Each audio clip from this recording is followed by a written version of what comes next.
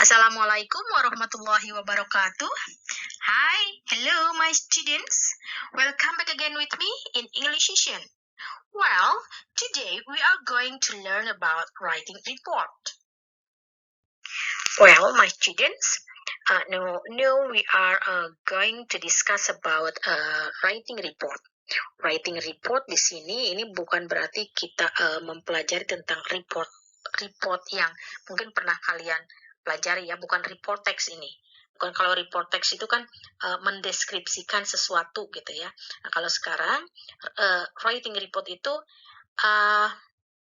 kita belajar bagaimana cara menulis sebuah laporan gitu ya. Writing report itu jadi menyampaikan sebuah laporan dalam sebuah tulisan. Ya, a report discussed in a great detail, specific in a structured. Sebuah laporan itu biasanya menjelaskan sesuatu dengan sangat rinci ya, dan terstruktur. And then a report might be academic or might be technical or even business related. Mungkin laporan itu bisa bersifat yang akademis atau teknis atau bahkan mungkin bisnis. Okay, and then reports are created to deliver fact or a project, process, or a situation, and will typically define and analyze a particular issue. Nah, mungkin laporan ini tujuannya untuk menyampaikan fakta tentang suatu proyek mungkin, atau tentang suatu proses tertentu, atau tentang situasi tertentu, ya, dan biasanya akan mendefinisikan dan menganalisis masalah tertentu. Okay, and the best report convey or deliver educated observations to their intended audience in a very clear, ya. Nah, di sini bagaimana laporan yang baik itu? Laporan yang baik itu biasanya yang menyampaikan hasil dari pengamatan yang bersifat edukasi ya kepada si audiensnya dengan jelas. Jadi menyampaikannya itu dengan jelas dan ringkas. Okay. Now, how to write a report correctly? Bagaimana sih cara menulis laporan yang baik? A report presents information or fact and analyze about a problem and often suggests a solution. Laporan itu, ya, sebuah laporan itu menyajikan sebuah informasi atau fakta dan menganalisis tentang suatu masalah. Dan bahkan dalam laporan itu sering memberikan saran atau solusi terhadap suatu masalah. And then determine the goals. Ya, oke. Sebelum kita menulis sebuah laporan, alangkah baiknya kalau kita menentukan determine the goals. Apa sih tujuan laporan tersebut? Who is your audience? Siapa audiens yang akan menerima laporan tersebut? Maksudnya, laporan itu dibuat untuk siapa? And then, why are you writing this report? Mengapa sih kita menulis laporan ini? What is the purpose? Tujuannya apa kita menulis laporan ini? And then, what important or relevant information must be included in the report? Informasi apa yang penting atau yang relevan yang harus dicantumkan dalam laporan tersebut? Then you need, ya, jadi yang harus kita siapkan sebelum menulis laporan itu, start collecting your supporting research or compelling information. Pertama, kita mulai mengumpulkan penelitian. Ya, penelitian itu bisa bentuknya interview atau dengan cara memberikan kuesioner. Ya, yang jelas itu akan mendukung laporan kita ya untuk mendapatkan informasi. And then sort and carefully analyze and evaluate it. Kemudian kita urutkan hasil dari penelitian atau interview tadi ya sesuai dengan kebutuhan. Kemudian menganalisisnya serta mengevaluasinya dengan cermat atau dengan hati-hati, dengan benar. And then start putting together an outline. Kemudian kita mulai deh menyusun garis besarnya laporan tersebut. Well, my students, here the generic structure of the report. Ya, di sini generic structure untuk laporan itu, penulisan laporan itu, yang pertama title, consists of yang pertama itu ada the title of report, ya, jadi judulnya itu terdiri dari satu, ada judul laporan, ya, judul laporannya apa, and then the name of person receiving the report, nama orang yang menerima laporan itu atau laporan itu ditunjukkan untuk siapa, and then name of person who authored the report, nama orang yang menulis laporan itu, and then the last, the date of report submission, tanggal pembuatan atau penyerahan laporan tersebut, ya. Berikutnya di sampingnya ini ada contohnya title. Titlenya itu adalah the type of music that is most liked in grade 12 accounting 5. Itu judulnya, ya. Jenis musik yang paling disukai di kelas 12 akuntansi 5 misalnya. And then yang person receiving-nya siapa? Yaitu ditujukan untuk siapa? For Miss Ace, an English teacher grade 12 SMK Negeri 1 Cianjur. Untuk Miss Ace, guru bahasa Inggris kelas 12 SMK Negeri 1 Cianjur. And then name of person who authored-nya siapa? Itu yang menulis laporan itu siapa? Kebetulan di sini misalnya ini yang menulisnya itu kelompok gitu ya. Ini kelompok 2 ya, kelas akuntansi 5. Oleh siapa aja ini 1, 2, 3 misalnya. And then the date-nya itu September tanggal 2 2021. Okay, next generic structure yang kedua itu table contents. Ya, table contents itu daftar isi, ya. A table of the information located in the report. Ya, each item the content should have a corresponding page number that shows where the section begins only. Jadi ya seperti yang kalian ketahui, ada daftar isi. Daftar isi itu adalah sebuah daftar informasi yang ada di laporan tersebut, gitu ya. Dimana setiap itemnya itu harus memiliki nomor halaman yang sesuai, yang menunjukkan di mana bagian tersebut, gitu ya. Ini tujuannya apa? To make easy the reader to find the topic, gitu ya, untuk memudahkan si pembaca menemukan topik yang mereka butuhkan, gitu. Okay, and then the generic structure yang ketiga itu acknowledgement. Acknowledgement itu this section you may wish to acknowledge the assistants or particular organization or individuals who provided information, advice, or help. Ini untuk acknowledgement itu ini maksudnya untuk say thanks, gitu ya, ucapan terima kasih, atau ini sebuah pengakuan. Ini di sini menyebutkan terima kasih untuk siapa, gitu, untuk seseorang atau mungkin untuk organisasi tertentu yang telah membantu dalam penulisan laporan ini, ya, telah membantunya itu memberikan informasi atau memberikan saran, gitu ya. Okay, next the generic structure yang keempat yaitu abstrak, ya, atau executive summary, ya, dimana di executive summary itu berisi ringkasan dari seluruh laporan yang telah kita buat itu, ya. Ini termasuk including any conclusions or recommendation. Biasanya ini di summary-nya itu termasuk ada, selain kesimpulan itu, memberikan rekomendasi atau saran juga di sana, ya. And then the executive summary may be omit in a short report. Ya, ini bisa juga dihilangkan kalau dalam sebuah laporan yang singkat. Nah, untuk kalian, for functional students, the executive summary of a short report may contain only 1 or 2 lines.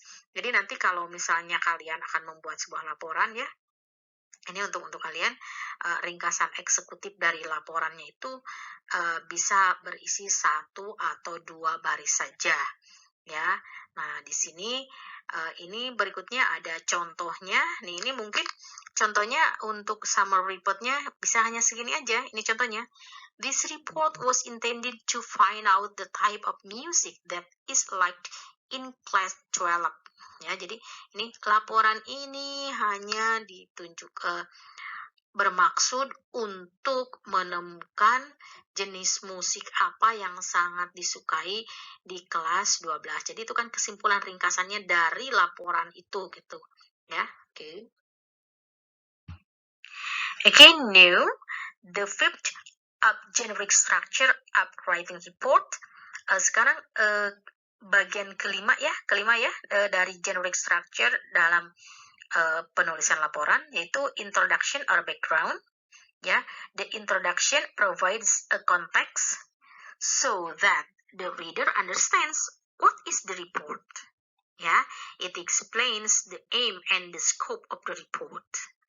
The purpose of introductions is to describe why the report was written, what problem the report was meant to address, or the situation that led to the report being produced. The scope describes the extent and limitation of the report. It tells the reader what specific aspects of the problem will be discussed. Jadi di sini untuk di introduction, ya, introduction itu intinya ya latar belakang apa yang mendasari kita sehingga kita mau menulis sebuah laporan gitu. Ya, ini biasanya berupa sebuah masalah. Jadi kalau ada masalah, terus kita tertarik untuk untuk menyelesaikan masalah itu sehingga kita menulis sebuah laporan, ya. Oke, jadi di background itu isinya itu tentang masalah apa yang melatar belakangi dalam pembuatan laporan tersebut.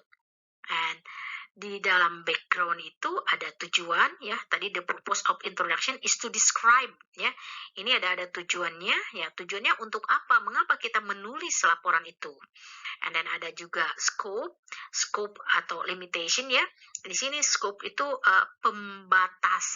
pembahasan yang ada dalam laporan tersebut agar tidak out of the topic. Okay, here the example of background or introduction. Di sini contohnya, the report aims to determine the type of music that students are most interested in. Ya, ini contohnya tujuannya menulis laporan ini adalah untuk mengetahui jenis musik apa yang paling disukai atau diminati oleh siswa di sekolah ini, ya. And then kita kan harus ada masalah. Nah, ini masalahnya, lately many students in our school are talented in music, but no one has accommodated them. Ya. Nah, di sini masalahnya, ya, banyak siswa di sekolah kita yang berbakat dalam musik, tapi tapi belum ada yang mewadahi mereka. Nah, itu masalahnya sehingga kita menulis laporan ini. And then the research method used is interviewing classmates. Jadi di sini ada metode penelitiannya juga. Metode penelitiannya itu dengan cara mewawancarai teman sekelas. Oke, selanjutnya generic structure yang keenam yaitu main body of report atau discussion. Ya, the major of the report is called the body. It contains of information about the problem that the report focuses on. The fact and the details are explained in organized paragraphs. It's common to use headings in the main body. Nah, di sini di generic structure yang keenam yaitu main body, ya. Kita menyampaikan isi atau inti dari laporan yang kita tulis tersebut. Ya, di sini kita sampaikan pemikiran-pemikiran atau opini-opini kita, dan ini bisa diambil juga dari kutipan orang lain. Kita bisa mengambil dari buku orang lain atau jurnal, ya. Nanti dituangkan di sini, dan di main body ini yang paling banyak isinya karena ini mungkin disebut juga jantungnya dari laporan itu, ya. Nah, terus nanti inti masalah dan solusi juga disampaikan di sini. ya di main body. Nah, terus untuk discussion, ini discussion pada umumnya menggunakan bagian-bagian atau sub-sub judul dari setiap masalah yang disampaikan gitu. Well, my students, here the generic structure yang ketujuh yaitu conclusion dan recommendation. Di sini the conclusion are the logical outcomes of the information presented in the report. Recommendation are often included or directly follow the conclusion. Di sini conclusion dan rekomendasi itu, conclusion itu kesimpulan apa yang bisa ditarik dari body of report tadi, ya. Jadi setelah kita menyampaikan semuanya di body of report, lalu kita tarik kesimpulan. Nah, setelah kita menarik kesimpulan, baru kita memberikan rekomendasi atau saran, ya. Oke, di sini ada contoh untuk recommendation. In conclusion, many students like music, but they don't have a place so that their talents can be channeled.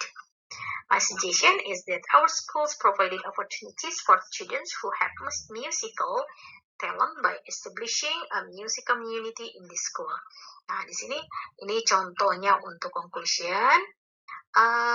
Kesimpulannya, banyak siswa yang menyukai musik, ya. Itu kan kita ambil dari part of body tadi, ya.